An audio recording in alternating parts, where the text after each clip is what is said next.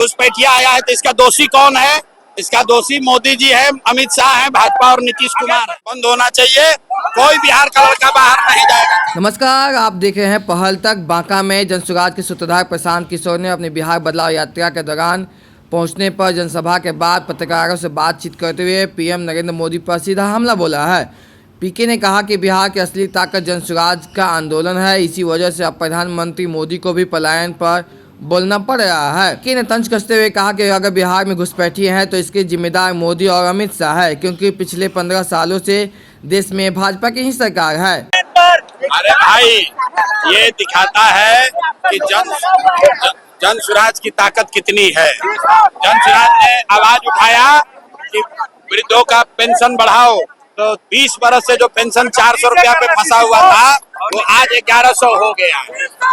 आज जब हम लोगों ने पलायन का बात शुरू किया है, आप लिख के रखिए, साल भर के अंदर सारे लोग सिर्फ और सिर्फ एक ही बात करेंगे कि बिहार से बिहार के बच्चों का, युवाओं का पलायन बंद होना चाहिए।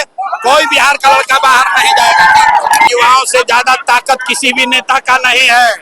बिहार के युवाओं ने ठान लिया है, इस बार सिर्फ और सिर्फ वोट बेरोजगार के लिए चाहिए, पलायन बंद होने के लिए चाहिए, पढ़ाई के लिए चाहिए। और हम लोग घुसपैठिया हैं।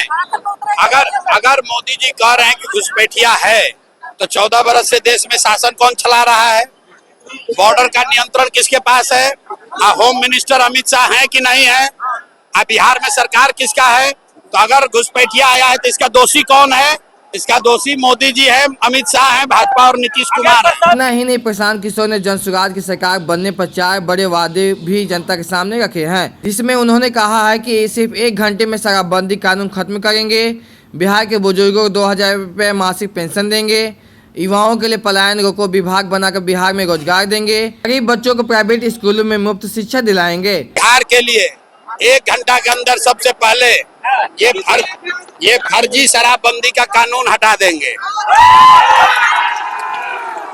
दूसरा काम सभी 60 बरस से ज्यादा उम्र के महिला पुरुष को, दिव्यांगों को, विधवाओं को 2000 रुपया पेंशन मिलने लगेगा।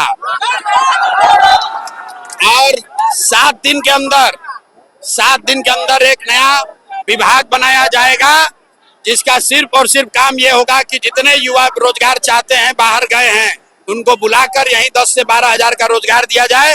मुख्यमंत्री के अधीन सीधे एक नया विभाग बनाया जाएगा, पलायन रोको विभाग, जिसमें किसी भी युवा को बाहर 10-12 हजार रुपए के लिए नहीं जाना पड़े। पर्यटन के लिए तो जनसुराज क्या करेगी? रुको यार, चौथा चीज, यहाँ पर जितने गरीब लोग हैं, जिनके इलाके में सरकारी स्कूल में खिचड़ी बट रहा है, पढ़ाई नहीं हो रहा है, वहाँ पर लोगों को ये सुविधा दे दी जाएगी कि आप अपने बच्चे को प्राइवेट स्कूल में पढ़ाइए, उसका फीस सरकार भरेगी।